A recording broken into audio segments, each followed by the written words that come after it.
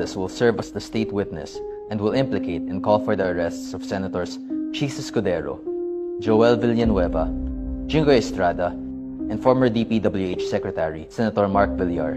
Pasabog ni Kiko Barzaga, merong insider na nagsalita at nagbigay ng impormasyon sa kanya kung ano ang nagaganap sa loob ng ICI. Oo, kabibig, yung hindi pina-livestream ba? Yung bawal na malaman lang sa bayang Pilipino kung ano ang ginagawang investigasyon nila. Nakakuha ng scope si Kiko Barzaga kung ano daw ang plano ng ICI, kung saan gagawing state witness si Martin Romualdez, at saka ang mga senador like Chis Escudero, Jingoy Estrada, Joel Villanueva, Mark Villar ay ipakukulong ni Romualdez, mga kabibig. At meron pang scope itong si Kiko Barzaga na posible yung 2022 na resulta ng eleksyon ay walang bisa kung si BBM ay bababa sa pwesto. Tapos si BP Sara ang maging bagong presidente. May istorya kabibig na once kuno si VP Sara ang uupong presidente, merong daw magsusumite ng reklamo na yung 2022 election ipawalang bisa. Naku, ang daming mga pasabog ni Kiko Barzaga at talagang pwede mo ding i-connect na posibleng magkakatotoo. Lalo na ngayon na itong ICI na investigasyon, maraming pinatawag. Pati yung US Embassy Ambassador pinatawag. Para saan? Paano naging konektado iyon, kabibig?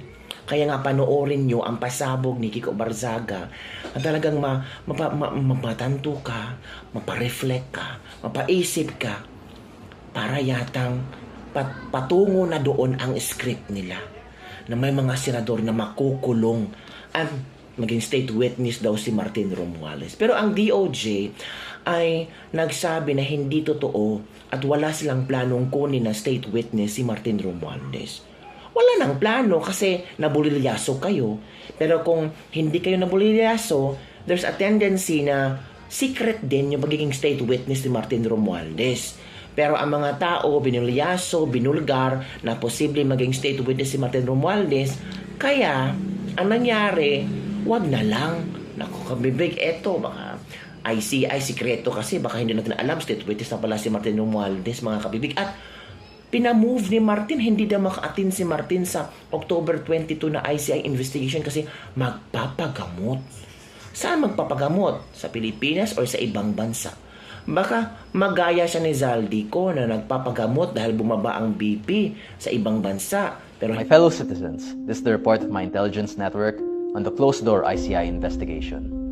Martin Romualdez will serve as the state witness and will implicate and call for the arrests of Senators Chis Escudero, Joel Villanueva, Jingoy Estrada, and former DPWH Secretary Senator Mark Villar, while protecting their allies in the lower house, Congressman Sandro Marcos, JJ Suarez, Roman Romulo, and Zia Adjong from being investigated.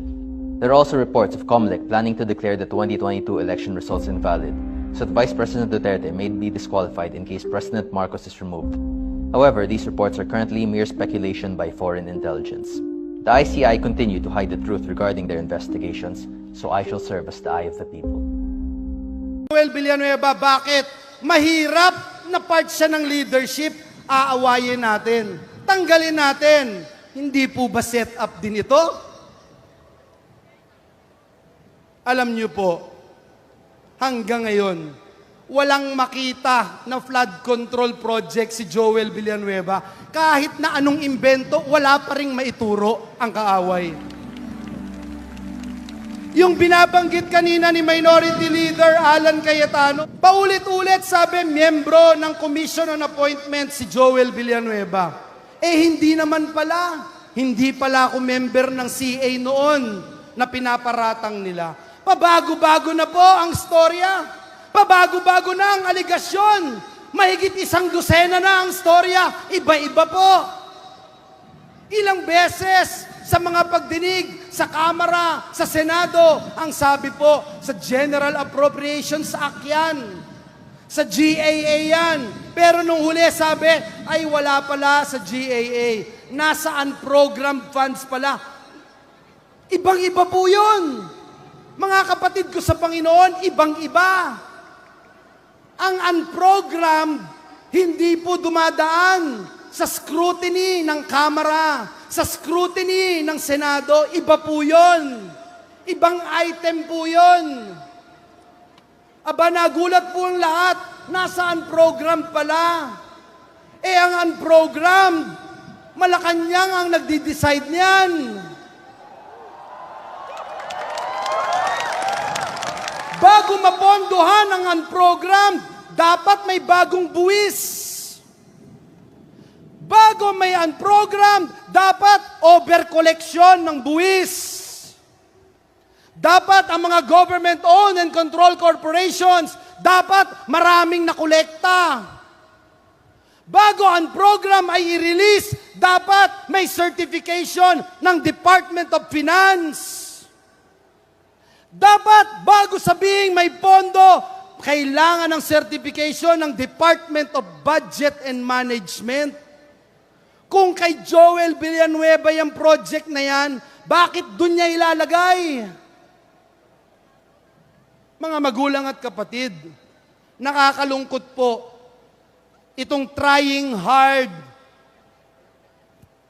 na iset up po ang inyong kapatid sa Panginoon. Nakalimutan po nila na ang Diyos na pinaglilingkuran natin ay buhay at makapangyarihang Diyos. Ngayon po, pinapahiya na sila unti-unti. Nagkakabulol-bulol na, nagtuturuan na. Sabi po, nag-deliver daw ng salapi nung una sa school. Aba, binago, sabi sa church. Sabi ko, kung sa church, pati si Satanas hindi papayag sa script nyo. Tatanggap ka ng suhol sa simbahan. Aba, binago ulit, pangatlong beses, rest house na. Wala naman ako rest house. Incoming yung coming. Invited kayong lahat. Aba, iba-iba na po. Iba-iba na yung kwento nila. Malapit na po akong magwakas. May isang nagtanong sa akin, isang kaibigan mula sa Davao City.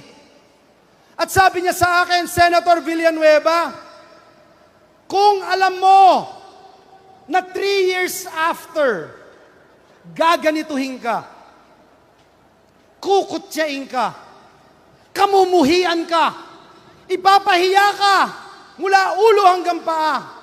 Pakikialaman ang iyong pamilya, ang iyong mahal sa buhay, ang iyong asawa, ang iyong anak, ang pinakamamahal mong JIL Church. Gaganituhin ka.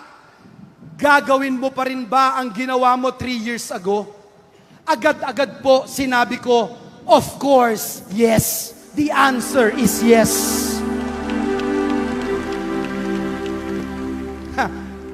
Ang mga JIL, alam nila kung ano yung calling nila. Tayong mga JIL, alam natin kung paano natin pinapahalagaan ang pagtawag at pagpili ng Diyos sa atin. Hindi tayo pwedeng matinag.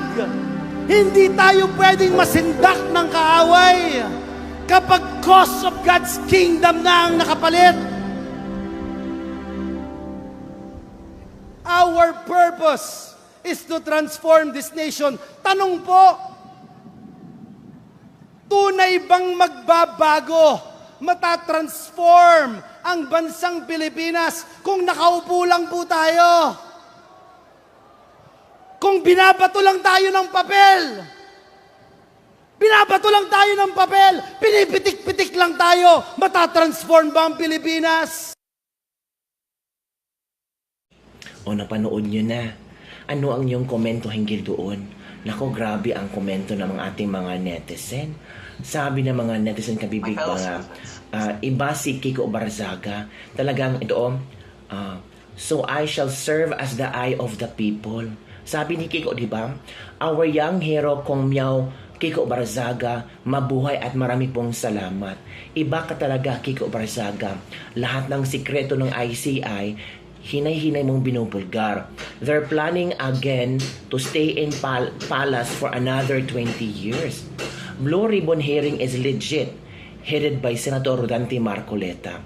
State witness yung pinaka-magnanakaw. Is this a joke? Na. Ito pa, we must protect this brave young man.